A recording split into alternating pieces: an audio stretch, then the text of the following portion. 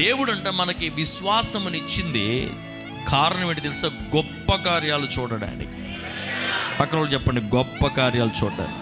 రాత్రి మ్యాచ్ చూసే ఉంటారు చాలామంది మీరు. స్టేడియంలో అందరూ ప్రార్థనలో, ఒకడు అవుట్ అయిపోవాలని ప్రార్థన, ఒకటి 6 కొట్టాలని ప్రార్థన. వాళ్ళు బాగానే ఉన్నారు కానీ మనం కాళ్ళు కత్తిపేస్తున్నాం. వాళ్ళు ఎవరికి టెన్షన్ లేదు, మనకి టెన్షన్. కాకపోతే ఆడేవాడికి ఆ థ్రిల్ ఎలా వస్తుందంటే, చుట్టూ ఉన్న ప్రజలు ఇచ్చే కేకలు, కొట్టే చప్పట్లో ఎంకరేజ్మెంట్. ఇక్కడ వాక్యం ఉంటుంది, నీ విశ్వాస జీవితంలో కూడా నువ్వు ఒంటరిడు కాదు, నీ పెద్ద సమూహం ఉంది. జయించి వెళ్ళిన ఒక సమూహం ఉంది. వాళ్ళందరూ చప్పట్లు కొట్టి పద ఎల్లు నువ్వు కూడా సాధిస్తావు, నీ వలన కూడా అవుద్ది, నువ్వు కూడా రాజ్యములను జయించగలవు, నీవు కూడా బలమైన కార్యాలు చూడగలవు, బలమైన స్వాధీనపరుచుకునే బలమైన కార్యములు జీవితంలో జరుగుతాయి అని ఒక సమూహము బలపరుస్తుందంట మన వెనకాల ఉండి. అంత స్ట్రెంగ్త్, శక్తి మనకున్నప్పుడు ఎందుకు మనం ముందుకు వెళ్ళిపోకూడదు ఆలోచించండి.